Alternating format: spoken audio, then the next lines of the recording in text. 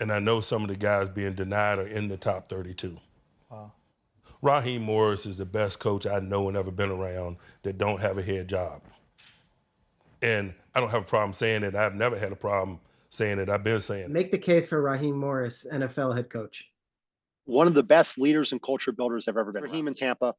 But this is the guy who makes your building better. He's the glue guy who brings everybody together, your equipment staff, your training staff, your PR, the building, and the guy can coach. Falcons fans, you now have your new head man, Raheem Morris, is now back in Atlanta as the new head coach for the Atlanta Falcons. Breaking today, I'm your boy Bryce Lewis. We're going to break it all down here as I talk about this move, what this means for the team, what this means for Raheem Morris.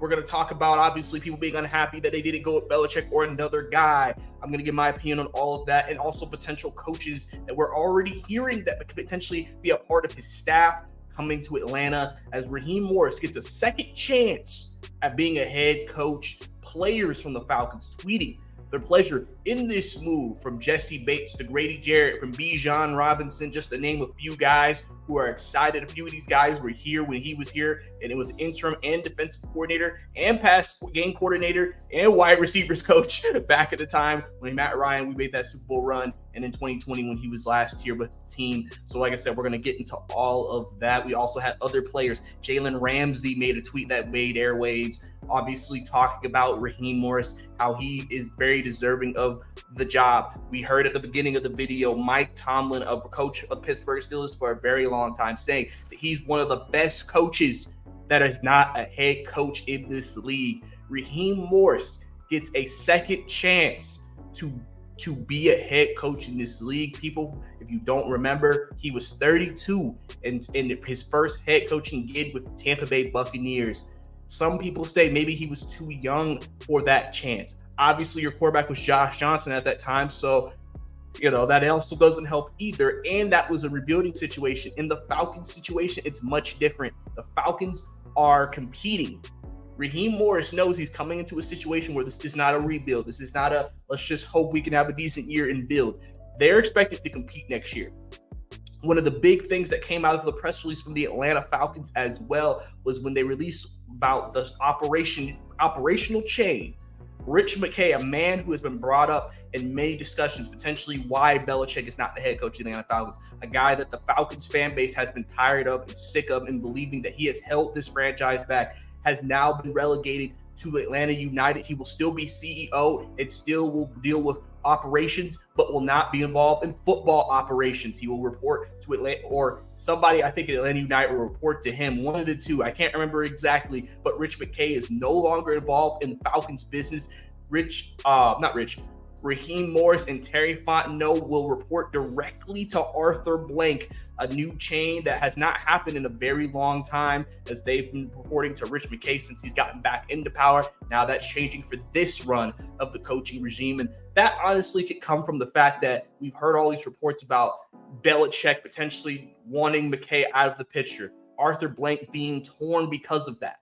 Then we don't know if that's also affected other coaching candidates, knowing that Rich McKay would be involved in that. And maybe overall, even though Belichick did not come to Atlanta, Arthur Blank sat there and said, if it's this big of an issue for people to want to come and be the face of my football team and coach those men in the locker room, then maybe I need to make a change. And he did it. He said, listen, I'm not going to fire you. You're still going to keep your job. You just won't be dealing with the football team. You can deal with Atlanta United. So some people are saying we're sacrificing Atlanta United for the Falcons. We'll have to see how it goes, but he is no longer a part of it. And Terry Fontenot and Raheem Morris will report to Arthur Blank.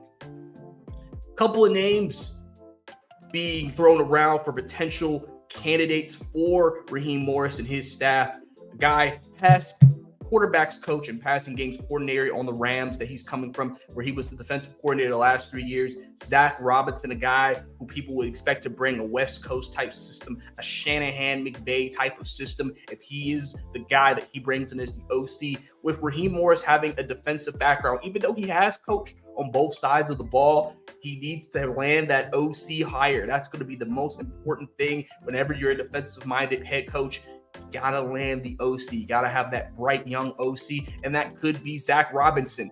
He'll be in charge of whoever the quarterback is, which I will touch on in a second, of potentially being the next guy to basically get this offense to where people think they should have been under Arthur Smith. Multiple years of failed expectations. Kyle Pitts not reaching expectations. Even Bijan not reaching expectations. Drake London now potentially with that hire could change. Also defensively, there's been a couple of names, but the big name is for the Carolina Panthers. The Panthers defensive coordinator is a guy that they've mentioned. Rivero is a guy who, if you watch the Carolina Panthers, even with the season that they had, they still had a very good defense. And he's a guy that has also been mentioned as a potential guy who could come to the Atlanta Falcons. Obviously, the Panthers hiring Canellis from the Tampa Bay Buccaneers, the offensive coordinator there. We know what happens when you bring in new head coaches. The staff can be shaken up. So potentially that is a name that has also been connected to the Falcons. And I think Falcons fans would be very happy if they were able to get those two guys as potential hires. There's probably some other guys out there as well that they also may look into. But those are the top two guys that I have seen on a lot of people's radars for Raheem Morris for his coordinator positions. And we'll see how he fills out the rest of the roster. Also, Mohamed Sanu Jr., he's been talking about it for months. People on Twitter have been asking for it for months, potentially coming in as the wide receiver coach for this team. A guy who was respected, a guy who, was a part of that Super Bowl run that we had in 2016. He's said it multiple times. He is completely ready and willing to be the wide receivers coach if they want him back. Another coach, maybe they could try to retain Jerry Gray, maybe a guy who obviously is going to have suitors, but potentially could also remain on the roster, on the coaching staff if Raheem wants him to stay. Because remember, Raheem still has a lot of connections to a lot of people in Atlanta, and that's something that maybe could help him and benefit him in this situation. But we'll have to see how he fills out his entire roster of coaches. Quarterback will be one of his biggest needs this offseason for this team. What will Raheem Morris do at quarterback? Well, one of the things, obviously, is with him working with Terry. I said on Twitter that I personally believe with Raheem Morris now being hired, the Falcons are more likely to go in the direction of drafting a quarterback or trading for a young quarterback, a Justin Fields, a Trey Lance, potentially. That I don't see them going after Kirk Cousins. I don't see them going after Russell Wilson, because I feel like with Bill Belichick, if you hired him, you don't know how much longer he's going to coach. That's we're trying to win a Super Bowl next year type of thing. Not saying that you're not trying to win next year anyway, but just, Belichick's not going to potentially, if there's success, going to coach for the next 10 to 15 years. So if that potentially ended up being Raheem Morris, you need a quarterback who could potentially be there during the length of that. And so they're going to go young, a guy that they can build around for years to come. And so those are just some names. Obviously, Jaden Daniels in the draft has been a name that's been connected to the Falcons. People have discussed would the Falcons trade up to potentially get Caleb Williams from USC or Drake May from North Carolina. Those are potential names as well. It depends on what they want to do. It's going to be interesting to know what Raheem and Terry scheme up when they get together and talk about the plan. What do we want to do at the quarterback position? What do we have to do so we can find the right guy to lead this franchise into the future? I mentioned this already on my Twitter as well, with them hiring Terry Fontenot.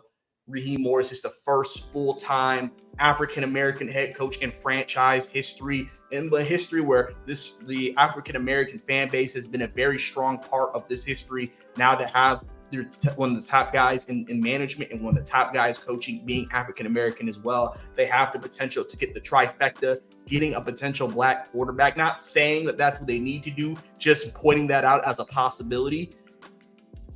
And as something that could happen, I would not care if they get a white quarterback, as long as they get the right quarterback for this franchise moving forward. And the biggest thing for Raheem Morris overall is just he has to win.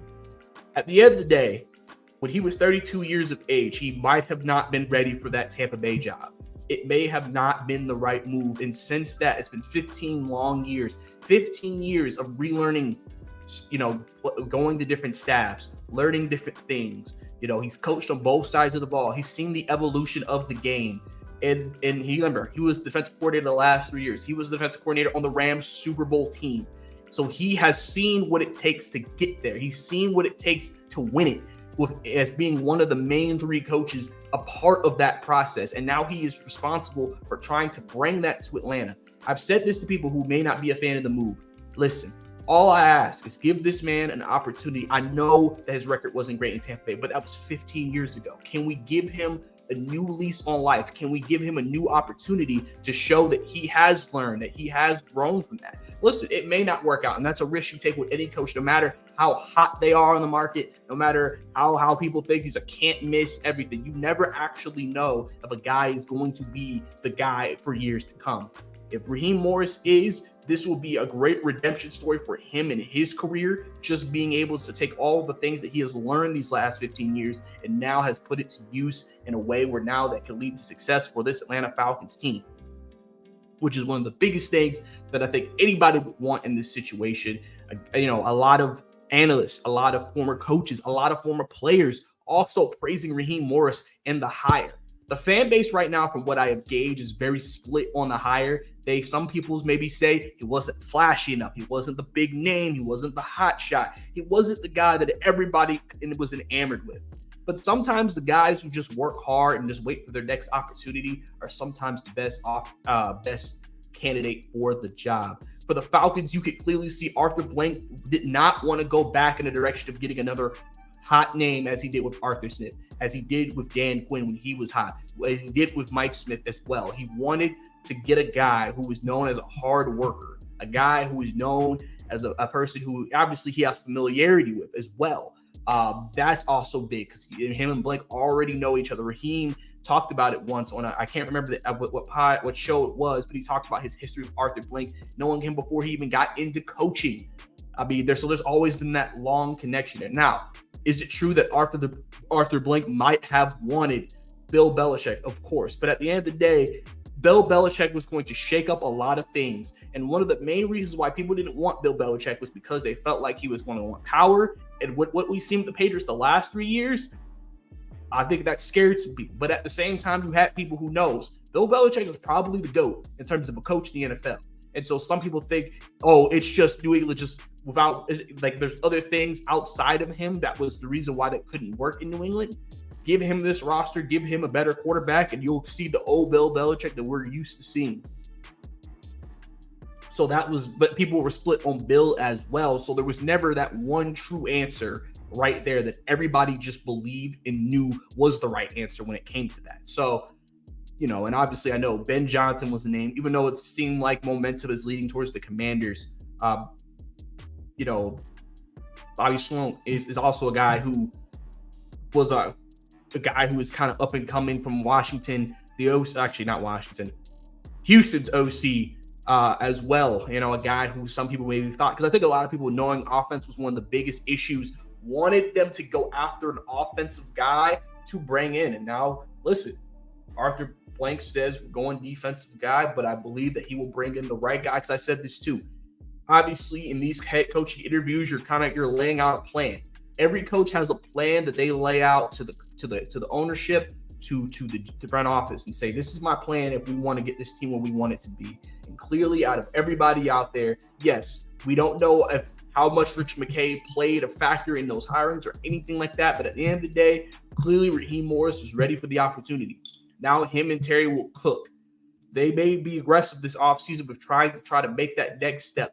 But like I said, biggest thing is you got to find you a quarterback. Obviously, pass rusher as well is another big thing that they're probably looking to get this offseason as well, and get this team where people think they should be with the talent that is on this team. This could lead to potentially the return of Calais Campbell. Calais Campbell said that he wants to play still, but didn't know if he would still be in Atlanta depending on what happens with the coaching situation. We did lose Brian Nielsen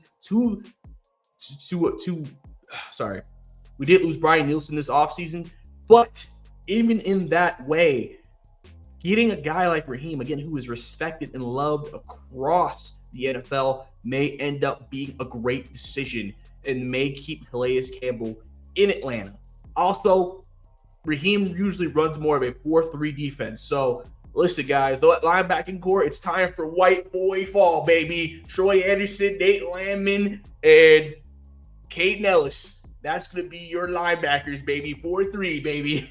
I listen. I'm excited already about what that potentially could mean for this defense and just for this whole team overall. And we'll see what they do moving forward. But Raheem Morris gets a second lease on life after all these years that have passed by since the first gig, back in the NFC South once again. We'll see how it ends up. Give me your thoughts on the hire of Raheem Morris. What do you think? Are you not with it? Are you with it? What do you need to see from him to make you feel better about the hire? I want to hear it down in the comments down below. We need to have a healthy discussion about this. We'll continue to update you as this offseason goes. I'll bring people onto the show to talk about Raheem Morris, potential moves that he makes, and then we'll get deeper into the offseason where we can talk about players and etc. So it's going to be very interesting, but the Falcons have finally found the guy to lead their franchise, and we'll have to see how it plays out and if it leads to results on the field. It's your boy Bryce Lewis. See you next time.